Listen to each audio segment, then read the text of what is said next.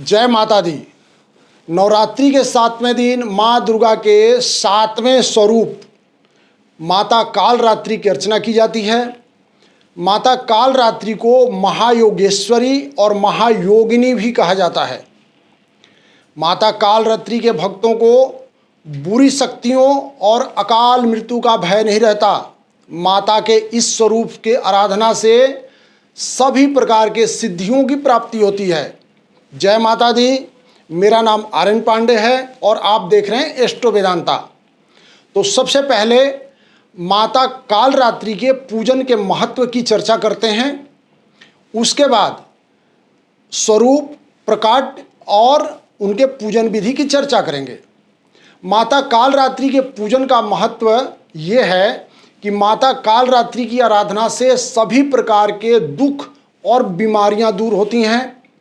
सभी प्रकार के नकारात्मक शक्तियों का नाश होता है और साधक को बल, बुद्धि और आयु की प्राप्ति होती है। माता कालरात्रि की पूजा रात्रि के समय में भी किया जाता है। तंत्र मंत्र के जानने वाले माता कालरात्रि की आराधना ही करते हैं। माता कालरात्रि का प्रकट कैसे हुआ था, इसके बारे में बात करते हैं। तो असुर शुंभ और निशुंभ के साथ रक्त बीज ने पृथ्वी पर उत्पात मचा करके रखा था।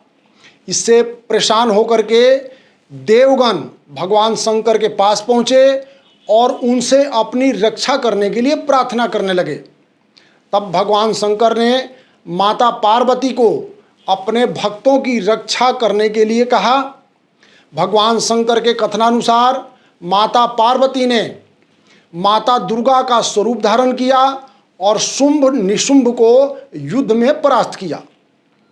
परंतु जब दुर्गा जी ने रक्त बीज से युद्ध किया तो रक्त बीज के शरीर से जो भी रक्त का कतरा जमीन पर गिरता था उससे नया रक्त बीज उत्पन्न हो जाता।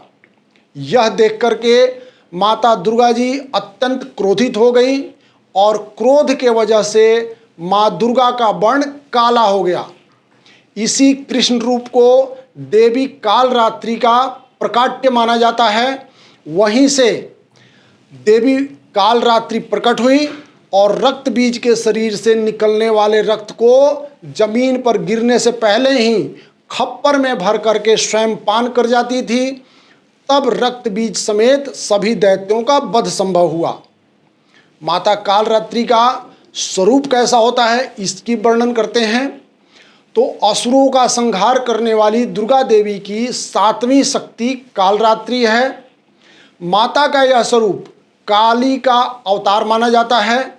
इनकी 4 भुजाएं हैं, 3 नेत्र हैं और उनकी आँखों से अग्नि की लपटें निकलती रहती हैं। माता के एक हाथ वर मुद्रा में और दूसरा हाथ अभय मुद्रा में होता है। तीसरे हाथ में लोहे का अंकुश और चौथे हाथ में तलवार सुशोभित है। माता की सवारी गर्दभ है और कालिका देवी का रंग कृष्ण वर्ण का होता है, इसीलिए इनको कालरात्रि कहा जाता है। अब माता को भोग क्या लगाते हैं, इसके बारे में चर्चा करते हैं।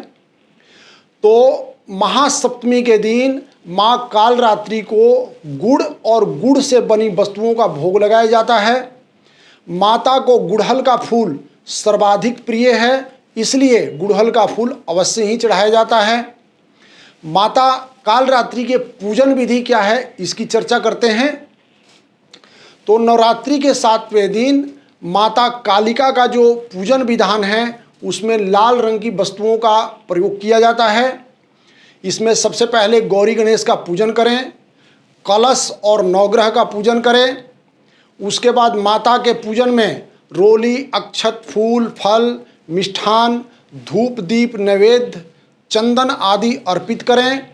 माता कालिका की पूजा में लाल और पीले फूलों का प्रयोग किया जा सकता है और माता को गुड़हल का फूल सर्वाधिक पसंद है, इसीलिए गुड़हल का फूल अवश्य ही रखना चाहिए। माता को गुड़ और गुड़ से बनी वस्तुओं का भोग लगाएं। फल, मिष्टान, पान सुपारी इत्यादि उनको भेंट करें और घी तथा कपूर से बने दीपक से माता की आरती करें। उसके बाद दुर्गा सप्तशती, दुर्गा चालीसा, दुर्गा स्तुति इत्यादि का पाठ करने के बाद माँ की आरती करें, माता को भोग लगाएं और सबसे अंत में क्षमा प्रार्थना करें।